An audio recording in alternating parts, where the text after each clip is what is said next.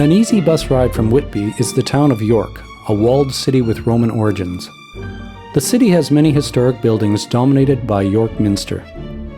The Cathedral and Metropolitical Church of St. Peter in York is an Anglican cathedral and is one of the largest of its kind in Northern Europe.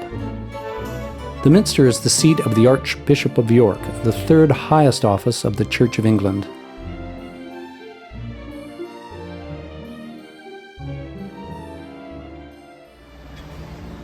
We had booked into the Bay Horse, a traditional pub and inn dating back to the 17th century. After a brief rest and a tale or two as told by the convivial manager and her daughter, it was time for a quick walkabout. As mentioned earlier, York is a walled city. In order to pass into its inner sanctum, you have to proceed through a gate, or bar, as they are referred to. Once through, all streets lead to Rome. Well, this may be the case if you're a Catholic, but if you're a good God-fearing Anglican or a tourist, they all lead to the rather imposing York Minster. If something on the Minster's facade doesn't look quite old enough, it's because the statue of Queen Elizabeth II had only recently been added following her death. As an important side note, Constantine was proclaimed emperor in York in the year 306 AD. You will recall that Constantine was the first Roman emperor to convert to the Christian faith, and the rest, as they say, is history. As was our rather short time in York. Next morning it was off to the train station for our brisk journey to London.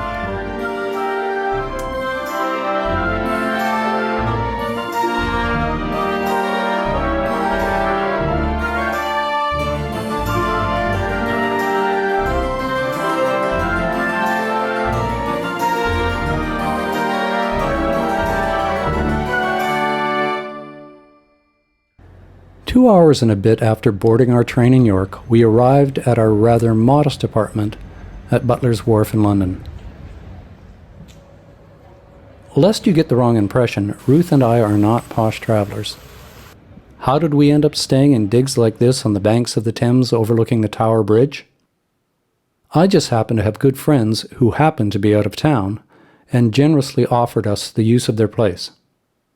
"Just speak with the porter Fabio and he'll let you in and get you settled," John said. "Help yourself to the wine. Good scotch in the cupboard. Dig in." You get the idea. Being good guests but bad freeloaders, we didn't drink his good wine or expensive scotch.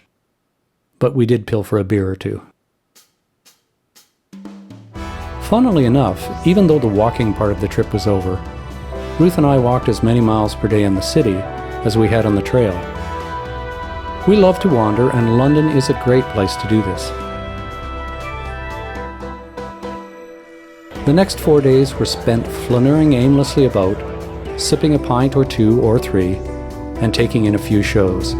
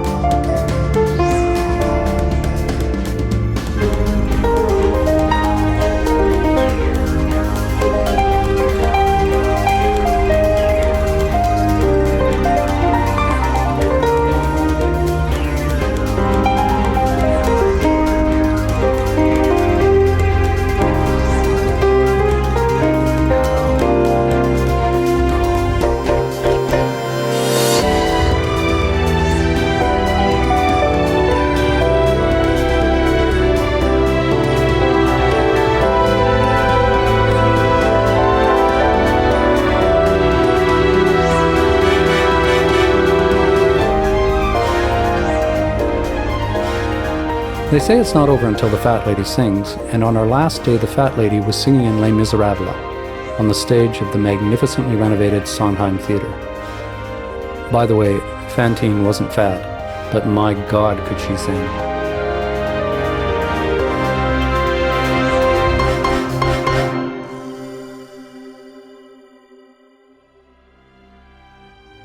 As Constantine had once assigned the old gods of Rome to the history books, it was time for us to assign this journey to the history books. We had experienced 4 weeks of wonderful weather, wonderful walking, wonderful food and drink, and amazing hospitality. Should you have the opportunity, throw on the hiking boots and give a walk in England a whirl. You won't be disappointed.